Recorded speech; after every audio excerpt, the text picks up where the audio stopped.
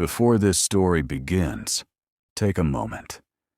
If you believe war ends when the fighting stops, stay with me. If you believe coming home means peace, stay with me. And if you believe some scars are invisible, consider subscribing. This channel exists to remember what history records rarely explain. 1943. Europe. By the time he arrived, the war already knew what it would take from him. He stepped off the transport with a rifle that felt heavier than it should have, boots sinking slightly into ground that had already absorbed years of violence. The air carried a permanent smell: smoke, oil, damp earth, and something else that never quite left. It was the smell of things not returning to how they were. At first, everything felt distant, as if he were watching events unfold from behind glass. Orders were given. Equipment was checked. Movements were practiced. None of it felt real yet. Reality arrived without warning. The first artillery strike did not sound like anything he had imagined. It did not explode. It tore the air apart.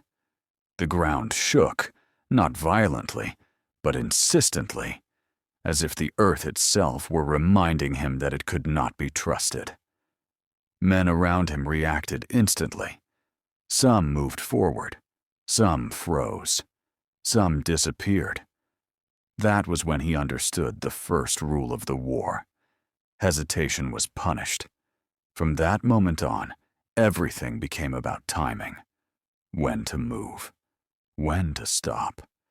When to keep his head down. When to raise it just enough to understand what was happening without understanding too much.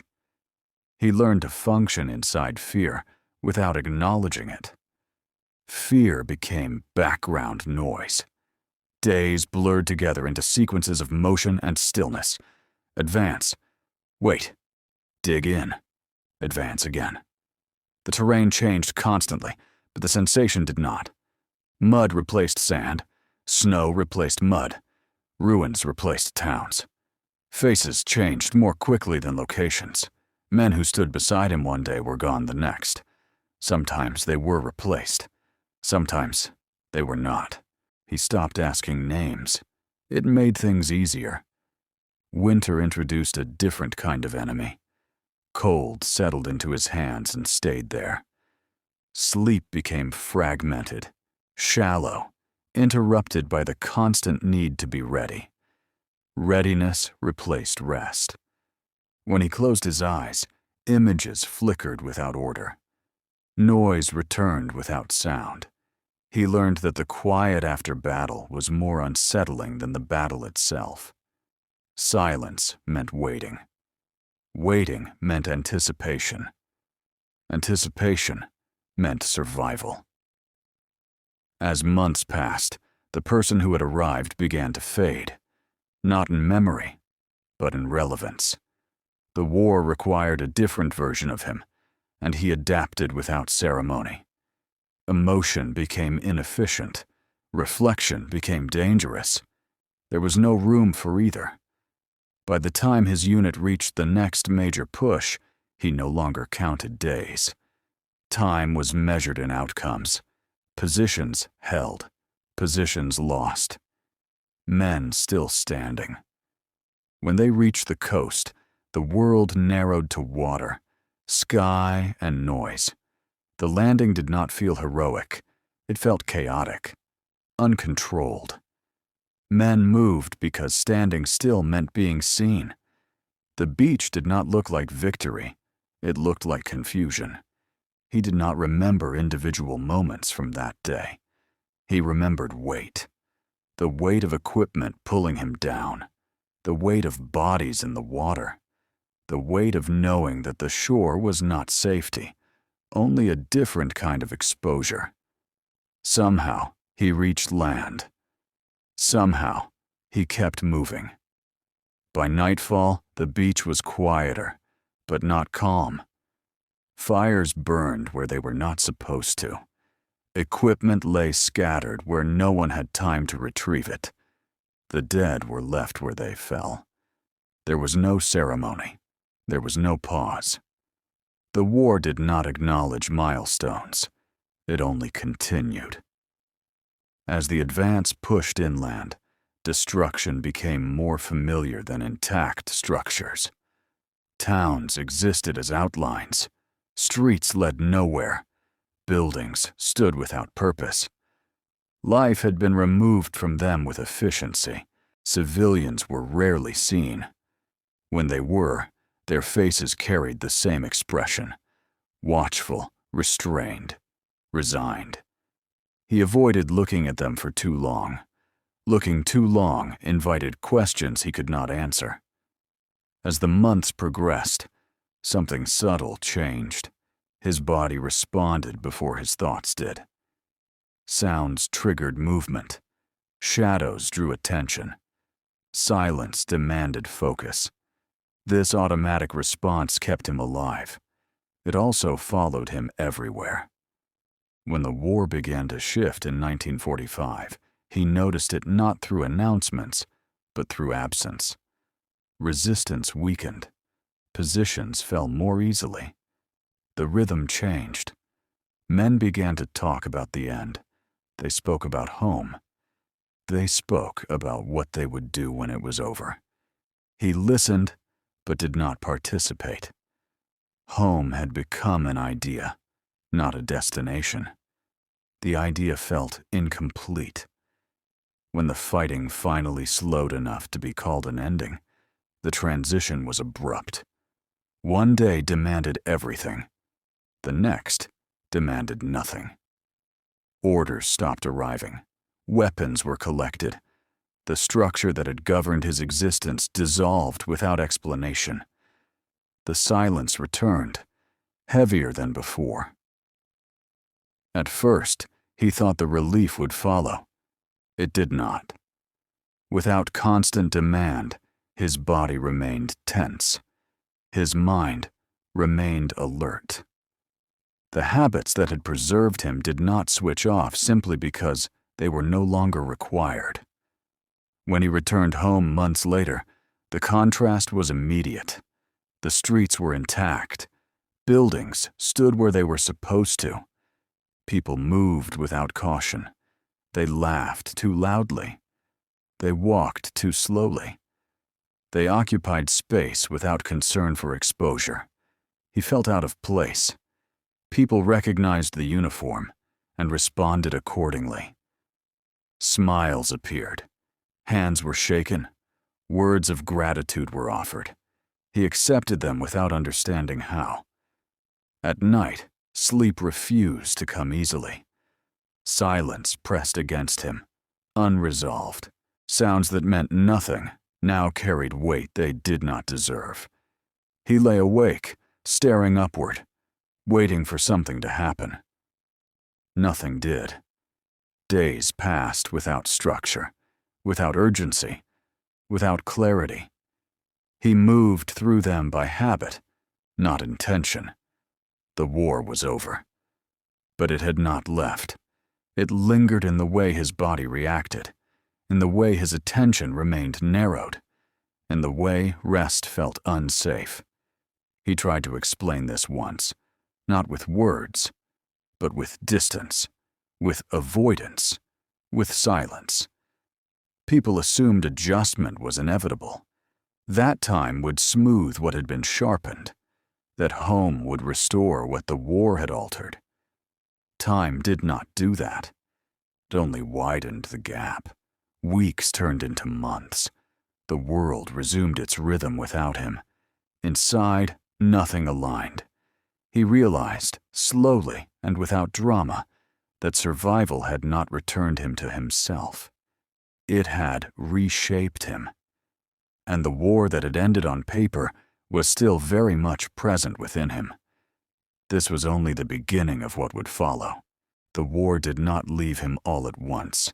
It stayed in fragments, in habits that no longer had a purpose, in reactions that arrived before thought, in a readiness that could not be dismissed. Home was supposed to be familiar. It was not. The streets were narrower than he remembered, or perhaps he was simply more aware of how exposed they felt. Buildings stood intact, unscarred by artillery or fire, and that alone made them unsettling. Nothing here bore the marks he had learned to read. People moved casually. They stopped without checking corners. They turned their backs without concern. This behavior did not make sense to him. He adjusted his pace to theirs, but his attention remained elsewhere. Always scanning. Always measuring distance. Always listening for something that did not exist. Days developed a rhythm that felt artificial. Morning arrived without demand. Evening arrived without consequence.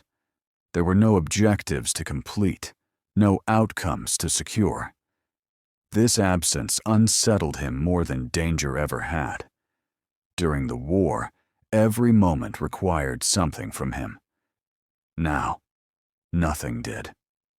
Friends and relatives welcomed him back with enthusiasm that felt disproportionate. They asked questions they believed were simple. How was it? What was it like? Were you scared? He answered politely, briefly, carefully. Not because he was hiding something, but because the language required did not exist. The war had operated on sensation, instinct, and reaction. Translating that into conversation felt impossible. Descriptions felt incomplete. Summaries felt dishonest. So he offered what he could. They mistook his restraint for composure. This misunderstanding became routine. He noticed how quickly others moved on. The war became something they referenced in past tense, something already contained and resolved. For them, it had been an interruption.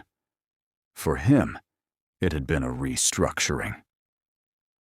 At night, sleep arrived in fragments. His body refused to surrender fully. Silence demanded vigilance. Small sounds pulled him back to alertness without explanation. He learned to remain still in bed, listening, waiting for confirmation that nothing else was coming. Sometimes he slept. Often he did not. Mornings arrived without restoration. He attempted to return to ordinary routines. Work provided structure, but not relief. Tasks were completed efficiently, but without satisfaction. Completion did not bring closure. It brought only the next task. This efficiency had once kept him alive. Now it isolated him. Social interactions became increasingly difficult to navigate. Conversations shifted quickly. Topics changed without warning. Humor appeared unexpectedly, light and careless. He struggled to respond appropriately, not because he did not understand humor, but because the stakes felt wrong. Words were exchanged without consequence. Opinions were offered without calculation. This lack of caution felt dangerous. He withdrew gradually, without announcement. Fewer gatherings, shorter visits, longer periods alone. Alone felt safer. Safety, he had learned, was defined by predictability. The fewer variables involved, the lower the risk. Isolation reduced variables, but it also reduced connection. Weeks passed, then months. Expectations around him changed subtly. Initial patience gave way to confusion. Confusion hardened into quiet disappointment. He sensed this shift, but did not address it. Addressing it would have required acknowledgement. Acknowledgement required vulnerability. Vulnerability felt incompatible with the system inside him. Family members attempted to help. They suggested distractions, new routines, fresh starts. He nodded. He listened. He complied when necessary. but nothing addressed the underlying misalignment. The war had trained him for intensity, not continuity. It had taught him to function under constant pressure, not to exist without it. Peace offered space. Space allowed accumulation. Memories he had postponed began to surface unpredictably, not as clear images, but as sensations that carried no context. Tightness in the chest, sudden alertness, a sense of readiness with no outlet. These moments passed, but they left residue. He began to understand that the war had not simply changed what he remembered. It had changed how he processed experience. Emotion arrived late, if at all. Reaction arrived immediately. This reversal made ordinary life feel disjointed. He noticed that he was becoming increasingly quiet. Not deliberately, but functionally. Silence required no interpretation. Silence could not be misunderstood. Others filled the quiet for him. They spoke on his behalf. They supplied explanations he did not offer. He allowed this. Correcting them would have required energy he no longer had. Over time, the absence of explanation became expected. Fewer questions were asked. Curiosity faded. The gap between him and those around him stabilized into something permanent. This brought an unexpected sense of relief, not because the burden was lighter, but because it no longer required justification. He existed at a distance. This distance was not dramatic. It was subtle, persistent, unremarkable to anyone but him. There were moments when he attempted to imagine a future that extended beyond adaptation. The exercise felt abstract. The future, as others described it, required a version of himself he did not recognize. He began to realize that survival had cost him more than time. It had narrowed his world. This narrowing had been necessary. It had also been enduring. The war had ended without instruction for what followed. There were no procedures for reintegration, no metrics for success, no clear endpoint, only continuation. He was alive, but he was not oriented. This realization did not arrive with panic. It arrived with quiet resignation. The war had demanded everything. Peace demanded something different, something he had not yet learned how to give. And so the distance grew, not between him and the past, but between him and the present. This was not the end of the story. It was the moment when he understood that what followed would not resolve itself through time alone. The war had not finished shaping him. It had simply changed form. Years passed without announcement. There was no clear moment when he could say that things had changed. Change did not arrive as an event. It arrived as erosion. Slow, uneven, and quiet. The kind of transformation that does not demand attention, but reshapes everything beneath the surface. Time did not restore what the war had taken. It reorganized it. The sharp edges dulled, but they didn't disappear. They settled deeper, becoming part of the structure that governed how he moved through the world. Vigilance remained, no longer tied to immediate danger, but never fully released. He learned how to function. Functioning became the measure of success. He worked. He maintained routines. He occupied space in ways that did not alarm others. From the outside, there was little to suggest disturbance. He appeared steady, reliable, present. Inside, the war persisted, not as memory, as reflex. Certain sounds still arrived too quickly. Certain silences still carried weight. Certain moments demanded attention long before thought could intervene. His body continued to respond to stimuli that no longer justified response. He stopped questioning this. Questioning implied the possibility of resolution. Instead, he focused on management. Managing reactions. Managing expectations. Managing the distance between what he felt and what he revealed. The restraint that once kept him alive became the restraint that allowed him to exist without friction. This came at a cost. Connection required vulnerability. Vulnerability felt incompatible with the system inside him. Relationships formed cautiously, often at a distance. He offered consistency instead. Presence without disclosure. Reliability without explanation. For some, this was enough. For others, it was not. He learned to accept this without protest. Protest suggested an alternative. He no longer believed alternatives existed in the way people expected them to. There were moments when fragments of the past surfaced unexpectedly. Not images, not scenes, sensations without clear origin, a tightening in the chest, a pause in breath, a readiness that arrived without invitation. These moments passed. They always did. But they left residue. As years accumulated, the war receded further into history for those around him. It became an era, a chapter, something studied, summarized, and contained. People spoke of it with distance, with the comfort of outcome. For him, outcome had never been the point. Survival had not concluded the experience. It had extended it. Fewer questions were asked now.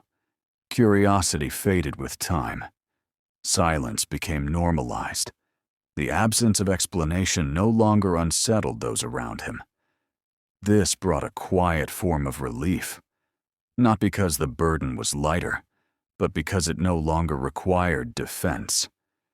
He existed in a space between acknowledgement and obscurity. This space was quieter. In quiet moments, he sometimes considered the person he had been before the war, the one who understood the world differently, the one who believed in continuity. That version felt distant, not lost, but inaccessible. He did not grieve this. Grief suggests finality. This was something else. Acceptance, perhaps. Not acceptance of loss, but acceptance of transformation.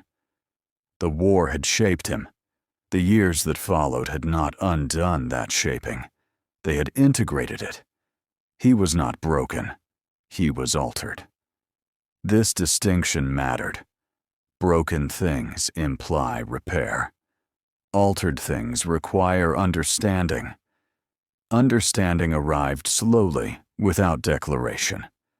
He began to recognize that his experience was not singular, that others carried similar structures beneath functional exteriors. That silence often indicated not absence, but accumulation. This recognition did not demand expression. It offered context. If you are still listening, it is likely because something here feels familiar, not because you share the history, but because you recognize the pattern. The way experience can outpace language, the way survival can create distance, the way time does not erase, but reorganizes. Stories like this are not about war. They are about aftermath. They are about what remains when attention is no longer required, but readiness persists. When identity is reshaped quietly, without witnesses. He did not seek resolution. He learned to coexist with what had been built inside him. That coexistence became his version of peace, not the absence of struggle, not a return, but continuity. The war ended in records and dates. For him, it ended differently.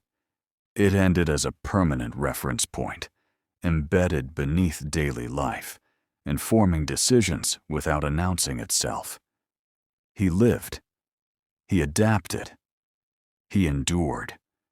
And in doing so, he carried something forward that most would never see.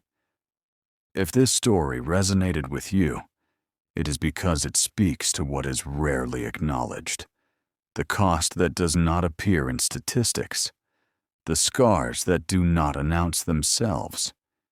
If you value stories like this, consider subscribing. Not for entertainment, but for remembrance. Some wars never truly end. They simply change form.